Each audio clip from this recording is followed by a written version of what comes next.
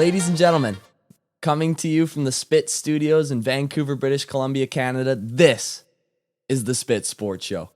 I cannot put into words how excited I am for this. Episode 1. The NFL season is coming up in less than a month.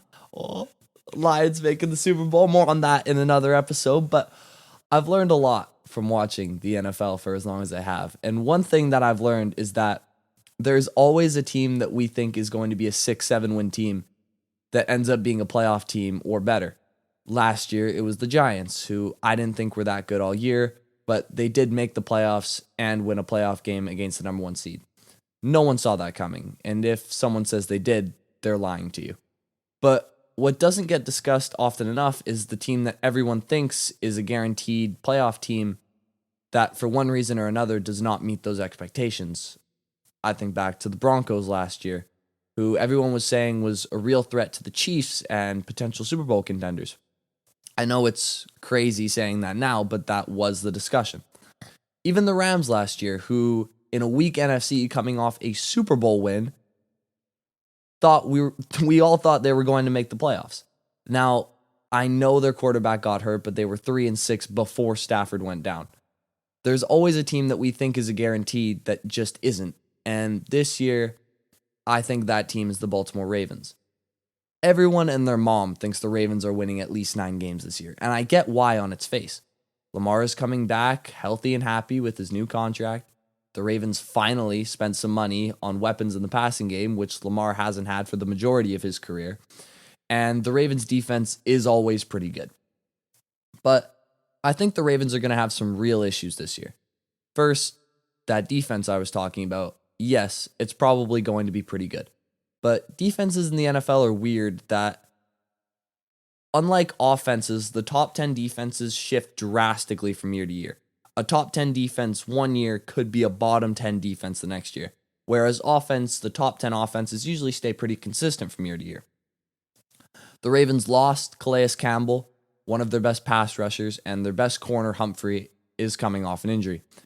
In fact, most of the Ravens defense is coming off an injury or has some sort of injury distinction in training camp when they're supposed to be the most healthy and the most fresh. I think I read somewhere that they were the second most injured defense in the league last year. I was surprised they weren't the first, but that cannot be good for long-term sustainability on that side of the ball. But what concerns me even more is their offense. First of all, their weapons are for sure improved from last year. But with that said, they can't be put anywhere above league average. They overpaid for an aging, needy, injury-prone receiver whose last football game was the Bengals-Rams Super Bowl, which to me seems like a lifetime ago, in Odell Beckham Jr. Now, from what I'm hearing, their rookie Zay Flowers is supposed to be pretty good, and they've got a great tight end. But their running back Dobbins is not a top 15 running back. They also lost their left guard and replaced him with a guy who has not played even 100 snaps in his career. But even above all of that, my biggest concern for the Ravens is their quarterback. Now, why do I say that? For his entire career, Lamar's offensive coordinator has been Greg Roman, who along with Kyle Shanahan is probably the best at consistently scheming run games regardless of personnel. The Ravens had 43 straight games, I can't get over that, where as a team, they rushed for over 100 yards. That is tied with the 70s Steelers for the most ever. In 2023, where teams are throwing the ball more than ever, the Ravens almost snapped a 50-year-old rushing record with Greg Roman as their OC. Now, I say all of that to say this. With the running game being so potent, what that did was force defenses playing Lamar to commit more defenders to the box, so they could stop the read option smash mouth run game. And even with that scheme and all of the attention on the run game, Lamar was still not even an above average passer last year.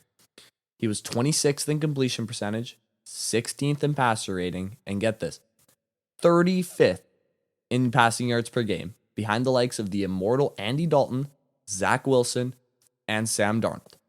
If the Ravens are going to run the offense, they are reportedly going to run a modern, mainly passing offense with Lamar throwing from the pocket I simply don't think it's going to work.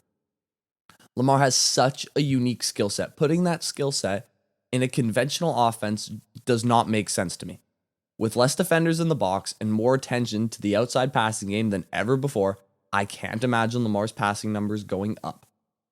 I think the Ravens are an 8-9 win team this year, fighting for a wild card spot and probably not getting it because the AFC is more loaded than it's ever been in my life. Staying in that AFC and in the AFC North, Joe Montana 3.0 had a non-contact calf injury in camp the other day, Joe Burrow. Originally, the media thought it was going to be pretty bad, but it turned out to only be a calf strain, which is the best case scenario for an injury like that. Probably going to keep him out 2 to 4 weeks, but calf strains are a weird injury, so it could be longer than that, depending on the severity and how he handles the pain. Not that big of a deal, but this almost assuredly takes him out for the entirety of preseason. This was honestly a nothing story to me until on the case Jamar Chase decided to open his mouth telling the media this about the injury.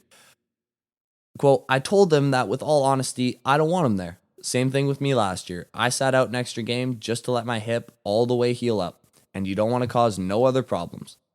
Later on in the season, I told him as long as you're there after week 5 and on, we're good, brother. End quote. Yeah, that's all well and good if you're a wide receiver or a DB or any position besides that position. I really started thinking after I read these comments, why the hell would he say something like that? So I took a look at their schedule and everything became crystal clear. In their first 5 weeks, the Bengals play one team that is objectively a tough game. They play the Ravens in week 2. And as mentioned in the previous topic, I don't think the Ravens are a juggernaut this year. The other 4 games are against the Browns, Rams, who could be okay, but they lost some pieces, the Titans, and the Cardinals. It's the lightest opening schedule of any team that I've seen this year. But here's what I think Jamar is missing. Obviously, there are no easy games in the NFL, but 4 of those 5 games should be Bengals wins if they have their franchise quarterback, Jamar. I know you think your team is a juggernaut. You and that dumb Mike Hilton did a lot of talking last year, calling Arrowhead Burrowhead and waving your pom-poms all around because you made it to, not even one, a Super Bowl. You made it to one. And last year, Mahomes sent you home on one ankle with a bottom 3 receiving core. You would think that a loss like that would humble this team a little bit, but no. Now their second best player is making comments saying that even with their backup quarterback, they will be all good. No, you won't be. If Trevor Siemian, your backup, is starting for the first 5 games, I think the Bengals win 2 of those at best. They probably beat the Cardinals, whose whole season's about trying to stink, and probably beat the Browns. But even the Browns, we don't know how good Deshaun's going to be with a full offseason and training camp under his belt.